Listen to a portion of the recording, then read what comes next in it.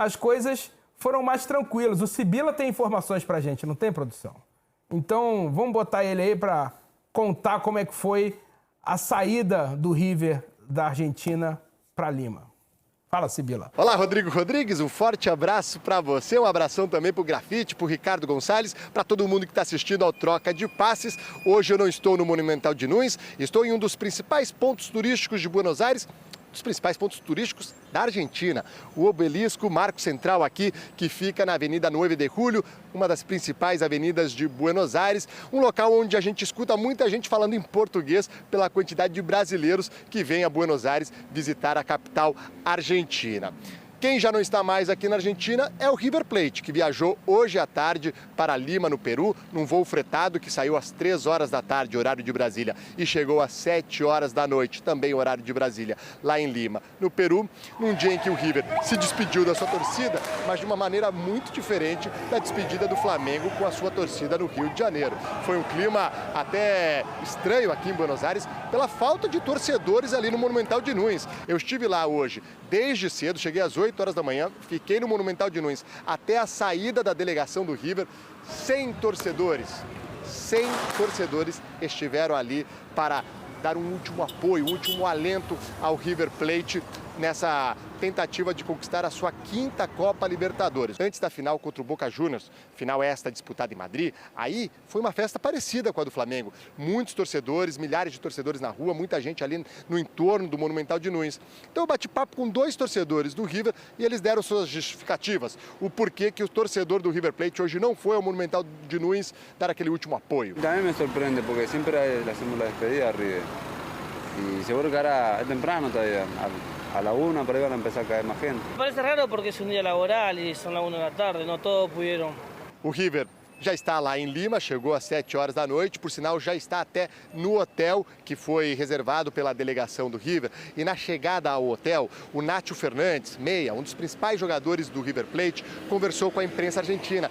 E ele falou sobre o que o River irá desenvolver em campo. Os jornalistas começaram a perguntar: e aí, como é que está sendo o treino? Já que os treinos são fechados, e aí, qual é a estratégia de jogo? Primeiro ele desconversou, disse que ainda tinham mais 2 dias de treinamento, que o Gallardo ainda ia passar as principais estratégias, mas no fim da entrevista ele deixou claro que o River vai tentar fazer uma pressão alta, marcar a saída de bola do Flamengo, ter a posse de bola para atacar o Flamengo e, quando tiver uma oportunidade, não desperdiçar, porque ele elogiou muito a qualidade do Flamengo, do adversário. O Borré, atacante do River Plate, até em tom provocativo, disse recentemente que esta final contra o Flamengo é mais difícil que a final do ano passado contra o Boca Juniors. É um time que mescla juventude e experiência. Só para se ter uma ideia, na delegação do River, que foi a Lima, são 30 jogadores. Dos 30 jogadores, 12 são formados na base do River Plate. O Gallardo tem uma atenção especial à base do River.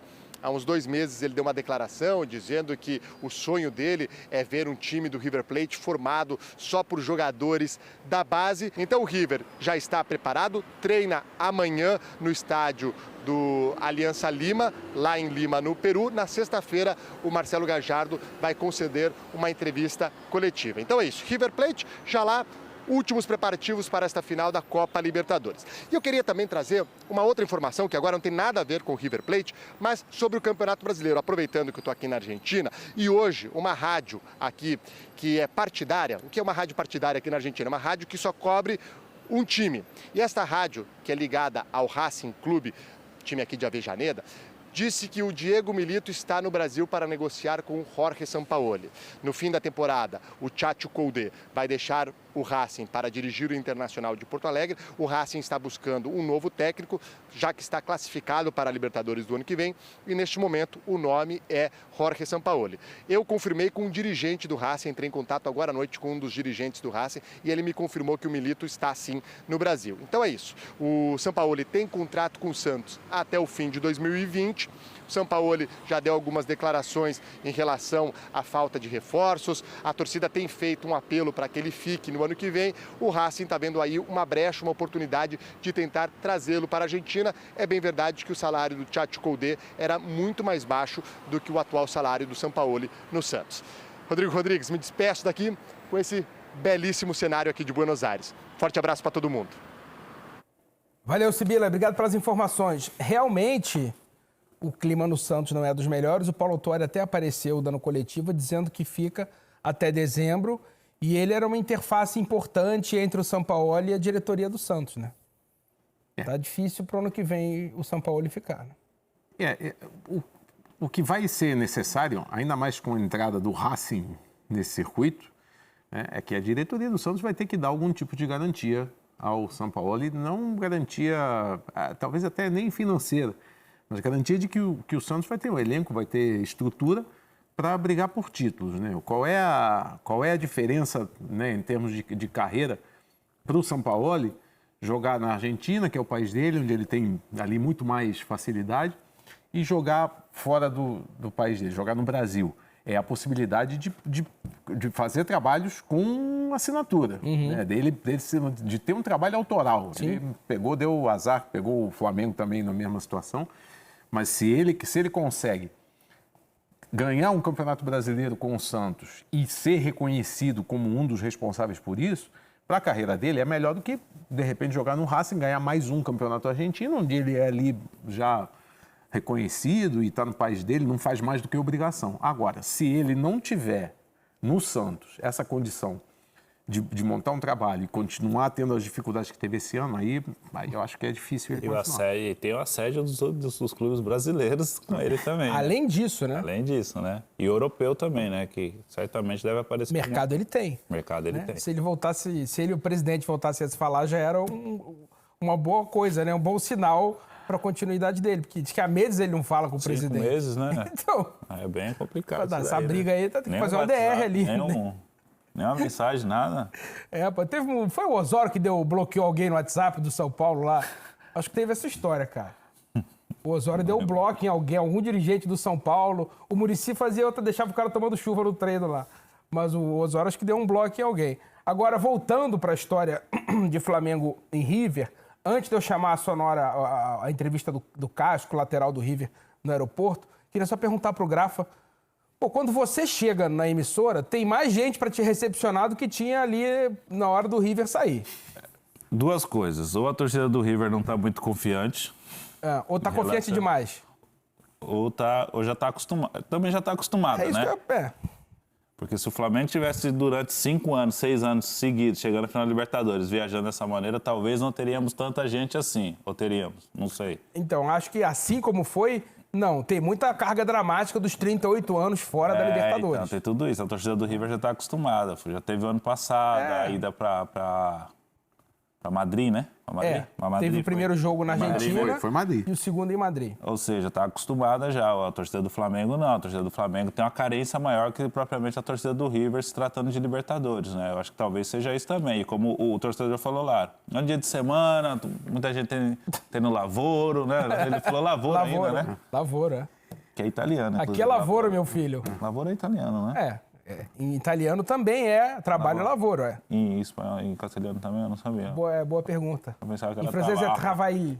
trabalho. Mas tem também um aspecto que é o seguinte, não só eles estão mais habituados a ganhar competições sul-americanas, como eu acho que o título do ano passado, em cima do Boca, que foi uma coisa absolutamente catártica para eles. Eu acho que eles estão saciados. Acho que eles podem falar, a gente precisa ganhar a Libertadores, nós já ganhamos em cima do Boca. Não é que eles não é que eles não vão torcer, não é que eles não vão ficar ultra felizes. Estão mais blasé assim com isso. Mas depois que você ganha do teu maior rival, que é talvez o clássico de maior rivalidade no planeta. Foi a última final que deram 2 jogos. Então, assim...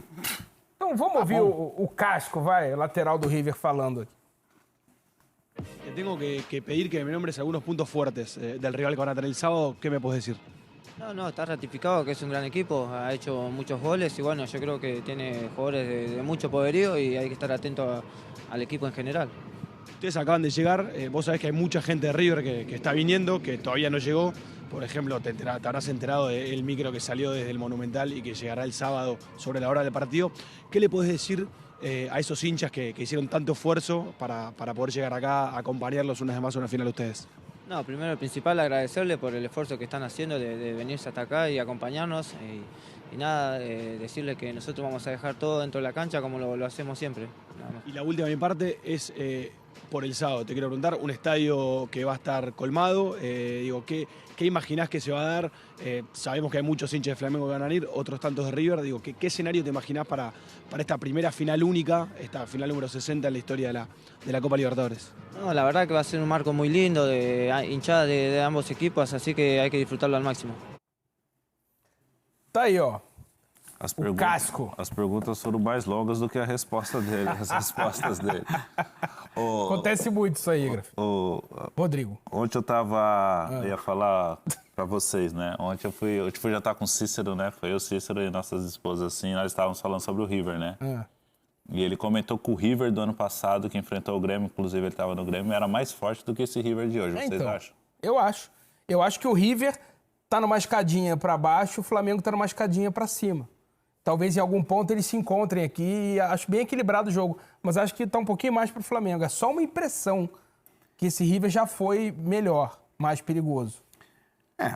Eu concordo. O que não significa dizer que não significa que nada. É porque você dizer hoje que o Flamengo está melhor do que o River, isso só mostra o tamanho do Flamengo, né? Como o Flamengo está bem.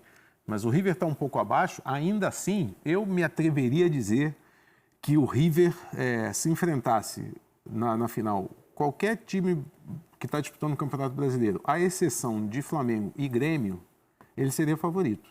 Pelo tipo de jogo que ele faz, mesmo o Palmeiras, né, o Palmeiras faz um jogo muito de ainda bola, faz, ainda né? faz bola de longa, ligação. né, um pouco trabalho ali de articulação, que é o que o River Plate faz mais. Ele controla a bola, ele tem um Enzo Pérez, que é um jogador perigosíssimo, que dita o ritmo desse time, tem saída de jogo, distribui, apita o jogo, né? É um jogador que cresceu, que se transformou nas mãos do próprio Jorge Jesus quando eles trabalharam no Benfica.